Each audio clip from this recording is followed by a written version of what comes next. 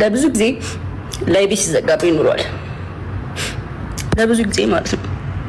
በጣም ብዙ ጊዜ በቃ ምንም ብዬ አላውቅም። ብዙ ጊዜ ስንጣላ ኦኬ ዋልጠኝ ቁስል ስላሳየው መሰለኝ ስንጣላ ላይቤ ነው የሚያዘጋው፣ ስንደባበር ላይቤ ነው የሚያዘጋው። ከዛ ከኔ ጋር መታረቅ ሲፈልግ ላይቤ ነው ያዘጋው። ከዛ ሂጄ ለምነዋለሁ። በዛ ሰዓት ማንንም ማቀሰ የለም። ላይብሽን ማጥፋት እችላለሁ፣ አንቺን ከተኛ ያስፈራራኛል፣ ይዝትብኝ ምናምን። ማዘሩ ታውቃለች፣ እህቱ ታውቃለች፣ ሁሉም ያውቃሉ። አንድ ቀን ግን አውርቼ አላውቅም። ስለሚወደኝ ነው ብዬ ነው የማስበው፣ ፍቅር ነው ብዬ ነው የማስበው። ገባኛል፣ ይዝትብኛል ምናምን። ማዘሩ ታውቃለች፣ እህቱ ታውቃለች፣ ሁሉም ያውቃሉ። አንድ ቀን ግን አውርቼ አላውቅም። ስለሚወደኝ ነው ብዬ ነው የማስበው፣ ፍቅር ነው ብዬ ነው የማስበው። ገባችሁ? ጋይስ ጃኒና ጆን ዳንኤል ይፋዊ ጸብ ውስጥ ይፋዊ ግጭት ውስጥ ገብተዋል። በአደባባይ እየተዘላለፉ ይገኛሉ። አንዳቸው ባንዳቸው ላይ እያወጡ የሚገኙት የድምጽ ማስረጃና የቪዲዮ ማስረጃዎች ደግሞ በከፍተኛ ሁኔታ አስደንጋጭ ሆነዋል። ሁላችሁም እንደምታውቁት ጃኒና ጆን ዳንኤል በመካከላቸው ድብቅ የፍቅር ግንኙነት እንዳለ ቢታወቅም ይሄንን ግን አንድም ቀን በይፋ ገልጸው አያውቁም። አሁን ላይ ደግሞ ጃኒ የአዶናይ ጓደኛ የአዶናይ ፍቅረኛ መሆኗ የሚታወቅ ነው። የአዶናይ እጣ ፋንታ ምን ይሆናል? እውነተኛው የጃኒና የጆን ዳንኤል ጸብ ምክንያት ምንድነው የሚለውን የምታደምጡ ነው የሚሆነው። እሺ ጋይስ ጆን ዳንኤል በጃኒ ክስ ተከፍቶበታል። እንግዲህ ጃኒና ጆን ዳንኤል ይፋዊ ያልሆነ የፍቅር ግንኙነት በመካከላቸው እንደነበር ጃኒ ወደ አደባባይ ብቅ ብላ በቲክቶክ አካውንቷ ላይ አሳውቃለች። ታዲያ በጃኒና በጆን ዳንኤል መካከል የተነሳው ግጭት፣ ጸብ፣ አለመግባባት በአጠቃላይ የተከሰተው የጃኒ የቲክቶክ አካውንት መዘጋቱን ተከትሎ ነው። ታዲያ ጃኒ ወደ ሚዲያ ብቅ ብላ ቲክቶክ አካውንቷ እንደተዘጋባት ከዚህ ቀደም ደግሞ ከጆን ዳንኤል ጋር ይፋዊ ባልሆነው የፍቅር ግንኙነት ቆይታቸው ወቅት ላይ ጆን ዳንኤል በተደጋጋሚ የቲክቶክ አካውንቷን ያዘጋባት እንደነበርና በዚህም የተነሳ አልቅሳና ተለማምጣ በድጋሚ እንደምታስከፍተው ነው የተገለጸው። እንግዲህ እንደ ጃኒ ገለጻ ከሆነ አሁን ላይ የቲክቶክ አካውንቴ ተዘግቶብኛል፣ ባን ሆኖብኛል። የቲክቶክ አካውንቴን ደግሞ ያዘጋብኝ ጆን ዳንኤል ነው። ለዚህም ተጠያቂ የሚሆነው ጆን ዳንኤል ነው። አደብ ግዛ በሉት፣ የእሱ እጅ አለበት ስትል በፍቅር ግንኙነት ወቅት ላይም ጆን ዳንኤልና ጃኒ አንድ ላይ በፍቅር በነበሩበት ጊዜያቶች ውስጥም ከፍተኛ የሆነ ድብደባን ይፈጽምባት እንደነበር፣ ለዚህ ሁሉ ደግሞ ተጠያቂው ጆን ዳንኤል እንደሆነ ነው ጃኒ የገለጸችው ማለት ነው።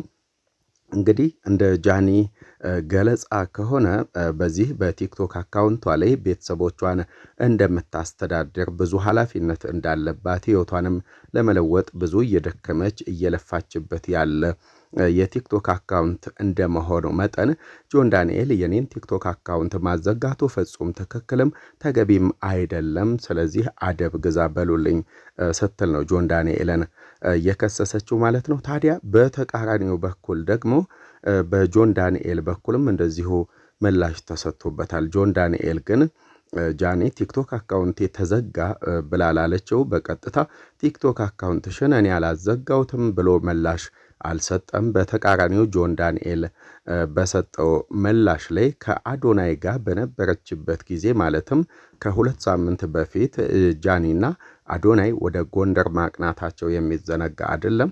አዶናይና እንዲሁ ጃኒ በጎንደር በነበሩበት ጊዜ ለኔ ደውላልኝ ራቁቷን ከኔ ጋር እየተነጋገርን ነበር።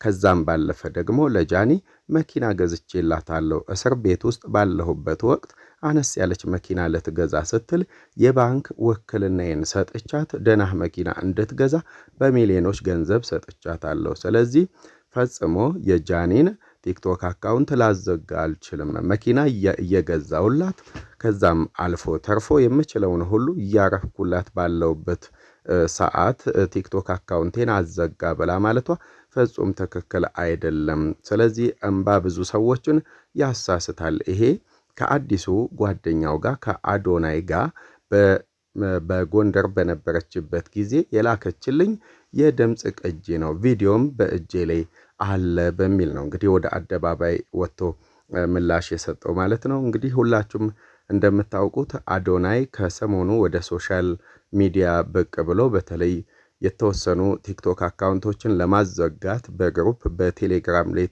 ተደራጅተው ሪፖርት የሚያካሂዱ ግለሰቦች እንዳሉ በአፋጣኝ ይህንንም እንዲያቆሙ አዶናይ ማስጠንቀቁ የሚዘነጋ አይደለም። ይህ ማስጠንቀቂያም ቀጥታ ለጆን ዳንኤል መሆኑ የሚታወቅ ነው። ምክንያቱም አዶናይና ጆን ዳንኤል መካከል ላይ አለመግባባቶች አሉ፣ ግጭቶች አሉ።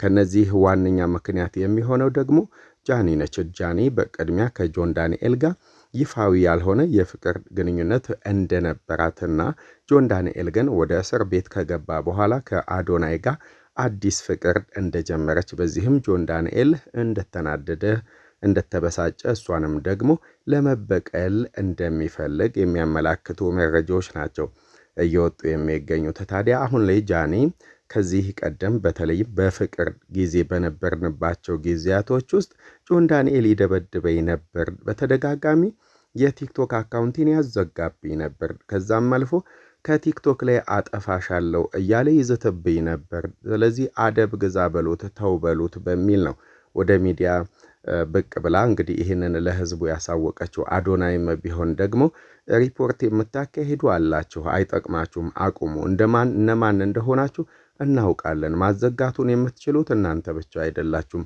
እኛም ማዘጋት እንችላለን በሚል አዶናይም ማስጠንቀቂያ መስጠቱ የሚዘነጋ አይደለም። ታዲያ ጆን ዳንኤል በበኩሉ ሪፖርት አታድርጉ ብሎ ለሚለውም ምላሽ ሰጥቶበታል። እኛ በፍጹም ሪፖርት እያደረግን አይደለም፣ ስራ ፈተናል በሚል ነው እንግዲህ ጆን ዳንኤል ምላሽ የሰጠበት ማለት ነው። አሁን ላይ በሶሻል ሚዲያው ላይ የጃኒና እንዲሁ የጆን ዳንኤል ጉዳይ በከፍተኛ ሁኔታ መነጋገሪያ ሆኗል። በተለይ ጃኒ በጎንደር ከአዶናይ ጋር በነበረችበት ጊዜ ወደ መጸዳጃ ቤት ገብታ ለጆን ዳንኤል በመደወል ከሱ ጋር ያለውት አንድ ላይ ነው ያለነው ምናምን በሚል ያካሄደችው የድምጽ ቅጂ ይፋ መሆኑን ተከትሎ ምናልባትም በአዶናይና በጃኒ መካከል ያለው ግንኙነት ሙሉ ለሙሉ ሊሻክር ሊበላሽ እንደሚችል የሚያመላክቱ መረጃዎች ናቸው በስፋት እየወጡ የሚገኙት ማለት ነው። ጉዳይ ለአዶናይ አስደንጋጭ ነው የሚሆነው። ምክንያቱም አሁን ላይ